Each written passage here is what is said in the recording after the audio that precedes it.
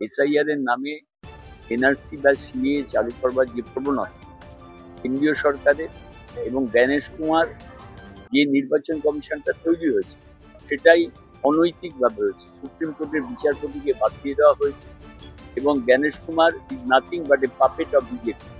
সুতরাং আমরা চাই যে যাদের অরিজিনাল ভোটার তালিকায় নাম আছে তারা যেন থাকে, অবৈধ ভোটার একই দুটো নাম যে জায়গায় আছে সেগুলো বাদ যাক, আর বাংলাদেশি হলেই তাদেরকে বাদ দিয়ে দিতে হবে, এর কোনো মানে নেই। এই যে ব্যক্তি মারা গেছেন তিনি বলছেন যে 2002 সালের ভোটার তালিকায় নাম না থাকায় আতঙ্ক অনেক দিন ধরেই ছিল।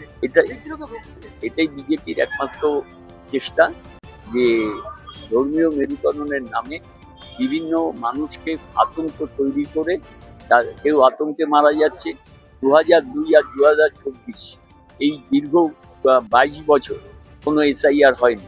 এমনকি তড়িঘড়ি ছিল যে ঠিক নির্বাচনের আগে বাংলায় এসআইআর করতে হলো। আপনারা দেখেছেন যে বিহারে প্রথমে 67 লক্ষ ভোটার ছিল, পরবর্তীকালে 17 লক্ষ কে কেটে বাদ দেওয়া হলো, সর্বশেষ 47 লক্ষ ভোটার বিহারের বৈধ ভোটার হিসেবে পরিগণিত হলো। আতঙ্কে মানুষ মরবেই, কারণ কটা মানুষ জানে যে এসআইআর বস্তুটা কি। স্পেশাল ডিভিশন যেটা হচ্ছে সেটার বিরুদ্ধে আমরা নই। একবার হয়েছিল 93-94 সালে, তারপরে হয়েছিল 2002-03 সালে, তারপর দীর্ঘ 22 বছরের গ্যাপে এই এসআইআর হচ্ছে।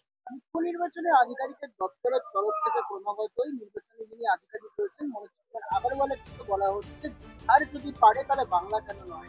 না, এটা তো নিজেরাই স্বীকার করেছি যে পশ্চিম বাংলায় আমরা 10% ম্যাপিং করতে পারিনি। 60 থেকে 65% ম্যাপিং হয়েছে এবং সীমান্তবর্তী অঞ্চল যেগুলো আছে, মতুয়া সম্প্রদায় যারা আছে, যেমন ধরুন বনগা, বসিরহাট, গাইঘাটা, কৃষ্ণনগর, সে সমস্ত জায়গায় এসআইআর এর নামে গ্রামের মানুষ আত্মহত্যা করছে। আরেকটি যে প্রশ্ন রয়েছে আমার, যে একটা ঘটনার ছবি আমরা দেখতে পাচ্ছি, আরামবাগের ভোটার তালিকায় গরমিলের অভিযোগ, কমিশনের প্রকাশ করা ভোটার তালিকায় গরমিলের অভিযোগ, 2002 সালে এর নাম নেই। নামবাদের আতঙ্কে আরামবাগের দুই পরিবার, তৃণমূল বিভ্রান্তি ছড়াচ্ছে, এমনটাই সেখানকার আবার বিজেপি দাবি। তৃণমূল আর BJP they are made for each another, একে অপরের পরিপূরক। সেই জায়গায় দাঁড়িয়ে এই জিনিসগুলো হবে, ভোটার অরিজিনাল ভোটার বাদ যাবে, সেটা নিয়ম। প্রশ্ন, বিভিন্ন এলাকা থেকে শুরু করেছেন পরিচালিত।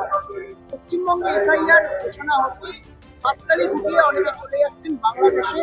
এই নিয়ে মমতা বন্দ্যোপাধ্যায়কে নিষেধাজ্ঞা ঘোষণা করলেন মমতা ব্যানার্জি। দেখুন, আমি উত্তর দমদমের নাগরিক, আমি 110 দমদম উত্তরের নাগরিক। আজ থেকে 40 বা 50 বছর আগে এত নার্সিংহোম ছিল না, এত প্রসূতি সদন ছিল না। তাদের বার্থ সার্টিফিকেট পাবে না সেই ভয়ে তারা আতঙ্কিত হয়ে পালিয়ে যাচ্ছে। তার মানে এই নয় যে তারা প্রকৃত ভোটার নয়।